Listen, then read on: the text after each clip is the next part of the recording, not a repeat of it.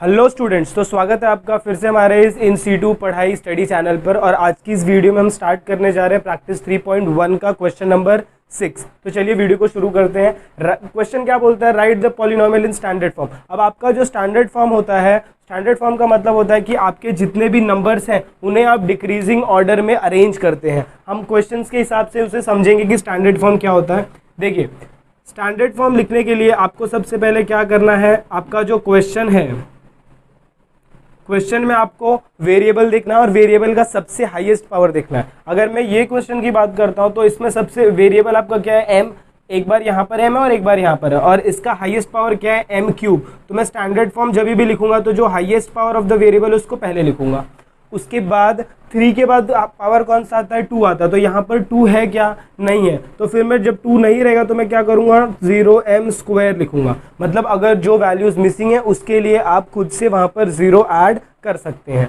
उसके बाद आपका आ जाता है, इसका पावर है 1, तो 1 का पावर है मेरे पास, तो ये हो जाएगा 5m⁻²1। और लास्ट में आपका जो कांस्टेंट नंबर बचता है वो, तो ये क्या हो गया मेरा, ये हो गया standard form of this polynomial. तो स्टैंडर्ड फॉर्म में यहाँ पर ध्यान से देखिए, पावर 3 है, 3 के बाद 2 है, 2 के बाद 1 है, और यहाँ पर हो जाता है पावर 0। तो जब भी स्टैंडर्ड फॉर्म बोलेंगे तो आपको ऐसे ही डिक्रीजिंग ऑर्डर में अरेंज करना है। ये आई होप दिस ये क्वेश्चन आपको समझ में आया। चलिए क्वेश्चन नंबर 2 देखते हैं। इसमें आपको और अच्छे से समझ जाएगा क्योंकि यहाँ पर जो क्वेश्चन है थोड़ा बड़ा है। स्टैंडर्ड फॉर्म, चलिए बताइए, इसमें सबसे बड़ा वेरिएबल, सब वेरिएबल तो सब में सेम है, सबसे बड़ा पावर कौन सा है वेरिएबल का, दैट इज योर y⁵ तो इसको मैं पहले लिखूंगा। और फॉर योर कन्वीनियंस आप साइन को भी साथ में रखिए, अगर प्लस है तो प्लस भी दिखाइए, नहीं तो आप क्या करते हैं इन जनरल प्लस का साइन तो खैर दिखाना नहीं रहता, तो आप उसके साथ साथ माइनस भी नहीं दिखाते। अब 5 के बाद कौन आता है, 4 आता है यहाँ पर, तो इस टर्म का साइन है प्लस, तो मैं इसे लिखूंगा +2y⁴। आई होप समझ रहा है। उसके बाद नेक्स्ट पावर क्या है, 3, तो 3 का ये पूरा टर्म है और ये टर्म के साथ प्लस साइन है, तो ये हो जाएगा +3y⁵। देखिए 5 लिखा, 4 लिखा, 3 लिखा, अब क्या आएगा, 2 आएगा। अब 2 के लिए देखिए यहाँ पर जाते हैं, यहाँ पर क्या है, ये पूरे टर्म की बात हो रही है, तो ये -y² है, तो मैं यहाँ पर लिखूंगा -y²।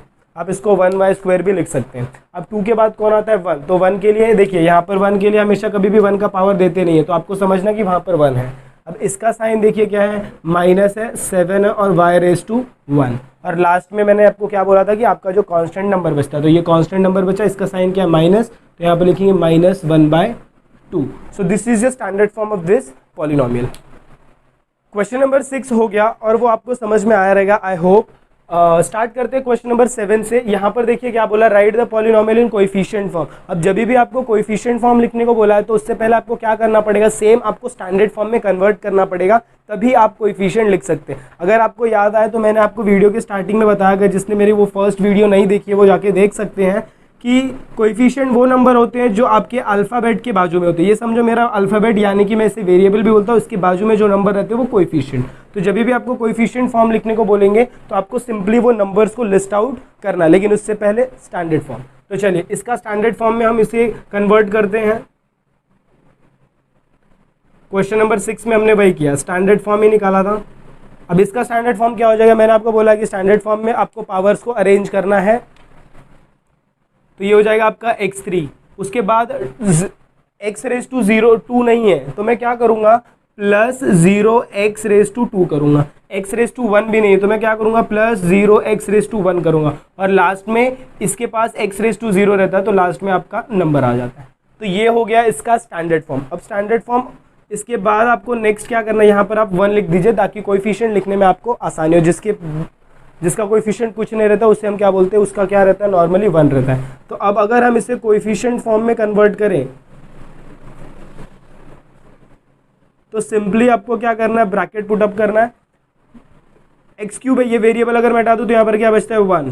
फिर उसके बाद यहाँ पर वेरिएबल हटा देते तो नंबर क्या बचता है, 0। वैसे यहाँ पर नंबर क्या बचता है, 0। वैसे यहाँ पर क्या बचता है, 2। But you have to consider minus sign also. तो जहां पर प्लस रहेगा वहां पर आपको प्लस दिखाने की जरूरत नहीं है, लेकिन अगर माइनस है तो you have to show that minus also. तो ये मेरा हो गया कोएफिशिएंट फॉर्म। कोएफिशिएंट फॉर्म के लिए सबसे पहले स्टैंडर्ड फॉर्म में कन्वर्ट करें with the decreasing power of the variable, और उसके बाद जितने भी आपके वेरिएबल्स हैं उन्हें हटा देंगे, हटाने के बाद जो आपके नंबर्स बचते हैं उनको separated by comma. I hope ये क्वेश्चन सबको समझा। नेक्स्ट क्वेश्चन है आपका 5i। अब इसे करने के लिए आपको सिंपली यहाँ पर आप देखेंगे तो ये क्वेश्चन बहुत इजी है, क्योंकि इसका पावर क्या है 1, और 1 है तो आपको इसमें ज़्यादा स्टैंडर्ड फॉर्म में कन्वर्ट करने की ज़रूरत नहीं है। स्टैंडर्ड फॉर्म इसका क्या हो जाएगा, that will be very much simple. Standard form अगर मैं देखूँ तो ये मेरा 5⁻1 है, और इसके बाद जो मेरा नंबर आता है वो रहेगा 0y⁻0। मैं ऐसे लिख सकता हूँ, बट और फिर आप इसको ऐसे भी लिख सकते हैं, ये आपके अंडरस्टैंडिंग के लिए आप इसको ऐसे लिख सकते हैं +0, क्योंकि y⁻0 ऑब्वियसली क्या होता है 1, तो आपको एग्जाम में ये लिखना है, ये नहीं लिखना है, ये आपके रेफरेंस या फिर समझने के लिए। ये आपका स्टैंडर्ड फॉर्म हो गया। अब इसी के साथ मैं इसका कोएफिशिएंट फॉर्म लिखूंगा, तो कोएफिशिएंट में क्या आ जाएगा, देखिए कोएफिशिएंट के लिए आपको क्या बोला, ब्रैकेट डालने का, फिर इसका वेरिएबल हटा दो तो यहाँ पर क्या बचता है 5, यहाँ पर क्या बचेगा +0, तो ये मेरा क्या हो जाएगा कोएफिशिएंट फॉर्म। आई होप सबको समझ में आ रहा है, बहुत ही सिंपल है, ज़्यादा कुछ लॉजिक लगाना नहीं है, और मैं आपको इतने सिंपल वे में बता रहा हूँ कि समझना तो है ही। चलिए क्वेश्चन नंबर 3 पर जाते हैं। 3 पर जाएंगे तो वापस इसे स्टैंडर्ड फॉर्म में लिखेंगे। यहाँ पर आपको 4 दिख रहा है लेकिन 3 नहीं है, फिर 2 है, फिर 1 नहीं है, तो जितने भी नंबर्स मिसिंग रहते हैं उन्हें हम क्या लगाते हैं 0 लगाकर वो नंबर्स को लेकर आते हैं। सपोज ये आपका 2m⁻4 है, फिर मैं प्लस क्या करूँगा 0 लिखूंगा, m लिखूंगा और 3 लिखूंगा, क्योंकि मेरे 3 के पावर्स नहीं है। फिर क्या करूँगा, फिर ये मेरा 2 का पावर है तो इसे मैं ऐसे लिखूंगा 3m⁻2। अभी देखो ये 4 हो गया, ये 3 हो गया, ये 2 हो गया, तो ऐसे डिक्रीजिंग ऑर्डर में चाहिए। और उसके बाद नेक्स्ट आपका 1 नहीं है तो लिखूंगा 0m⁻1, और लास्ट का नंबर आपका प्रेजेंट है तो ये हो गया आपका 7। तो ये हो गया आपका स्टैंडर्ड फॉर्म। और स्टैंडर्ड फॉर्म के बाद जब आपको इसे कोएफिशिएंट फॉर्म में कन्वर्ट करना है तो बहुत ही सिंपल, कोएफिशिएंट फॉर्म के लिए आपको क्या करना है बताया गया था कि सिंपली आपको वेरिएबल्स हटाने हैं। यहाँ से अगर मैं वेरिएबल m⁻4 को हटा देता हूँ तो क्या बचता है, मेरे पास सिर्फ 2 बचता है, और बीच में सेपरेटेड बाय कॉमा। यहाँ से m³ हटाता हूँ तो क्या बचता है 0, यहाँ से m² हटाता हूँ तो क्या बचता है 3 बचता है, लेकिन उसके साथ आपको माइनस भी कंसिडर करना है। यहाँ से m⁻1 हटाऊंगा तो क्या बचेगा +0, यहाँ पर 7। तो ये हो गया आपका कोएफिशिएंट फॉर्म। चलिए नेक्स्ट अब लास्ट क्वेश्चन पे चलते हैं, that is your question number 4। इसे देखकर आप डायरेक्टली बता सकते हैं क्योंकि यहाँ पर कोई वेरिएबल नहीं है, मींस ये आपका ये लास्ट टर्म है। तो अगर मैं इसका स्टैंडर्ड फॉर्म भी लिखता हूँ तो ये भी मेरा यही रहेगा, स्टैंडर्ड फॉर्म लिखता हूँ तो यही रहेगा -2/3 ही रहेगा। और उसके बाद अगर मैं इसका कोएफिशिएंट फॉर्म लिखता हूँ तो वो भी मेरा क्या रहेगा, ब्रैकेट -2/3। बट याद रखना जब भी आप कोएफिशिएंट फॉर्म लिखेंगे तो आपको क्या पुटअप करना है, ब्रैकेट। आई होप ये क्वेश्चन आपको समझ में आया, please take a note of this. तो चलिए मूव ऑन करते हैं क्वेश्चन नंबर 8 की तरफ। क्वेश्चन नंबर 8 क्या बोलता है, right the polynomial in index form. Index form मतलब क्या कि इससे ये जो आपको दिया है, देखिए ये सेपरेटेड बाय कॉमा, इसमें वेरिएबल्स नहीं है, तो ये आपको जो भी दिया ये कोएफिशिएंट फॉर्म में दिया। हमें क्या करना है, हमें इसमें वेरिएबल्स लगाना है, और जैसे ही हम वेरिएबल्स लगाते हैं और वेरिएबल्स का पावर लिखते हैं तो उसे हम क्या बोल देंगे, index form. Let's see with the question. Variable आप कुछ भी ले सकते हैं, सपोज आप x भी ले सकते हैं, y भी ले सकते हैं, z भी ले सकते हैं, लेकिन प्रेफरेबल ये रहेगा कि आप x और y एज अ वेरिएबल के साथ जाएं। आप m भी ले सकते हैं, n भी ले सकते हैं, अगर आपको थोड़ा कुछ वैरायटी ट्राई करनी है तो। इंडेक्स फॉर्म आपका क्या हो जाएगा, पहले आप 1 लिखिए, फिर +2 लिख दीजिए, ऐसे बीच में गैप छोड़िए, फिर +3 लिख दीजिए। अब आपको क्या करना है, लास्ट का नंबर लिव आउट करना है और इसमें m डाल दो, इसमें m डाल दो, मतलब आपका जो वेरिएबल आपको लिखना है। मुझे m लिखना था तो मैंने m डाल दिया। अब उसके बाद यहाँ पर भी मैं वेरिएबल डाल सकता हूँ, यहाँ पर भी m, मतलब सब में आप वेरिएबल डाल दो, फिर यहाँ से नंबर स्टार्ट करो 0 1 2। इतना आप लिखते तो भी आपको एग्जाम में मार्क्स मिलता है, लेकिन अगर आपके टीचर्स थोड़े अलग हैं तो उनके लिए आप ऐसे लिख दिए 1m² + 2m⁻1 + 3 लिख दीजिए, क्योंकि m⁻0 क्या होता है 1, क्योंकि कभी कभार वो टीचर को शायद ना समझे तो वो मार्क्स डिडक्ट कर ले। तो आप पहले ऐसे आपने रेफरेंस के लिए लिख लीजिए और उसके बाद ये टीचर के लिए कि ये आपके लिए। सबको समझा? चलिए क्वेश्चन नंबर 2 देखते हैं। सेम करना है इंडेक्स फॉर्म, ये बहुत ही सिंपल है, एग्जाम में 2 मार्क्स के लिए ये क्वेश्चंस आते हैं। अब आपको क्या करना है, 5 लिखा मैंने, फिर +0 है तो थोड़ा सा जगह छोड़ूंगा, +0 लिखूंगा, फिर थोड़ा सा जगह छोड़ूंगा, फिर से +0, फिर थोड़ा सा जगह, फिर से +0, फिर -1। अब सब में मुझे क्या करना है, वेरिएबल लगाना। तो मैं यहाँ पर y लगाऊंगा, यहाँ पर भी y लगाऊंगा, यहाँ पर भी y, यहाँ पर भी y और यहाँ पर भी y। अब मुझे क्या करना है, यहाँ से लास्ट स्टेज स्टार्ट करना है, that is your 0 1 2 3 and your 4। अब मुझे क्या करना है, आपको बताया था y⁴ plus 0y cube plus 0y square plus 0y⁴ minus 1। So this is your index form. अगर आपको ये इजी लगा और समझ में आया तो कमेंट बॉक्स में एक लाइक कर दीजिए, या फिर आप कमेंट करके बता दीजिए कि सर समझ में आ गया हमें। नेक्स्ट इसका इंडेक्स फॉर्म देखते हैं। चलिए यहाँ पर पहले आप -2 लिखेंगे, विथ साइन आपको बोला है, फिर सेकेंड वाले का +2 है तो +2 लिखूंगा, फिर से -2 है, फिर से +2 है, फिर वेरिएबल के लिए यहाँ पर x, यहाँ पर x, यहाँ पर x, यहाँ पर x। अब पावर के लिए जाएंगे तो ये 0 हो जाएगा, ये 1 हो जाएगा, ये 2 हो जाएगा, ये 3 हो जाएगा। उसके बाद आपको क्या बोला है, -2x⁵³ plus 2x² minus 2x⁴ plus 2।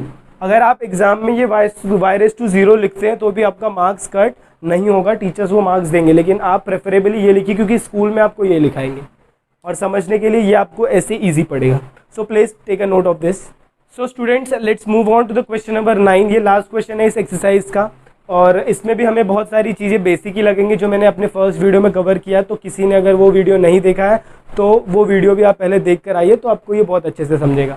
इसमें आपको क्या करना है, मोनोमियल बताना, बाइनोमियल बताना, ट्राइनोमियल बताना, that is the first part जो कि आपको सर्कल के एक साइड दिखेगा। और सेकंड पार्ट है लीनियर, क्वाड्रेटिक और क्यूबिक पॉलिनोमियल। तो अगर हम लीनियर, क्वाड्रेटिक और क्यूबिक पॉलिनोमियल की बात करें तो उसमें सबसे पहले आपको पावर चेक करना रहता है। अभी वो सम्स में हम देखेंगे कि कैसे, और अगर आपको ज़्यादा इन डिटेल बेसिक में चाहिए तो आप वीडियो 1 को रेफर कर सकते हैं। चलिए क्वेश्चन नंबर 1 पर आ जाइए। यहाँ पर देखिए ये दो टर्म है तो इसे हम क्या बोलेंगे, बाइनोमियल बोलेंगे। बाइनोमियल के साथ साथ इसका पावर क्या है, यहाँ पर highest power of the variable is 1, therefore it is called as linear polynomial. I hope ये समझ रहा है। क्वेश्चन नंबर 2 पर आ जाओ, दैट इज योर x²। यहाँ पर एक ही टर्म है तो इसे हम क्या बोलेंगे, मोनोमियल बोलेंगे। और इसका पावर क्या है 2, तो इसे हम क्या बोलेंगे, क्वाड्रेटिक। जिसका भी पावर 2 रहेगा उसे हम क्या बोलेंगे, क्वाड्रेटिक पॉलिनोमियल। और अगर पावर 3 हो गया तो उसे हम क्या बोल देंगे, cubic polynomial. Suppose for this example यहाँ पर 3 भी है 2 भी है, लेकिन हाईएस्ट पावर कौन सा है 3, तो इसे हम क्या बोलेंगे, क्यूबिक पॉलिनोमियल। और यहाँ पर कितने टर्म है, 1 2 3 4। तो अगर आप ये तो ना ही तो आपका लीनियर में आएगा, सॉरी ना ही तो आपका मोनोमियल में आएगा, ना ही तो बाइनोमियल, ना ही तो ट्राइनोमियल, तो आप कुछ नहीं लिखेंगे, then also it is fine. अभी ये क्वेश्चन पर आ जाइए। ये क्वेश्चन में आपको क्या बोला है, 1 2 3 टर्म दिए, तो इसे हम क्या बोलेंगे, ट्राइनोमियल। और उसके साथ साथ highest power of the variable क्या है 2, तो इसे हम बोलेंगे क्वाड्रेटिक पॉलिनोमियल। इतना इजी है, कुछ दिमाग ज़्यादा लगाना नहीं है, बट आपको बेसिक पता रहना चाहिए। यहाँ पर कितने टर्म है, 2 टर्म है, तो इससे हम क्या बोल देंगे, बाइनोमियल। और highest power of the variable क्या है 2, तो इसे हम क्या बोलेंगे, क्वाड्रेटिक पॉलिनोमियल। चलिए let's begin with this. This is your 3x² plus 5x। यहाँ पर भी आपको 2 टर्म मिलेंगे, तो दैट इज योर बाइनोमियल। और highest power of the variable क्या है 2, therefore it is quadratic polynomial. I hope आपको प्रैक्टिस 3.1 समझ में आया। और अगर आपको वीडियो पसंद आई तो प्लीज़ वीडियो को शेयर और लाइक करें, और अगर आप चैनल पर नए हैं तो चैनल को सब्सक्राइब करना ना भूलें।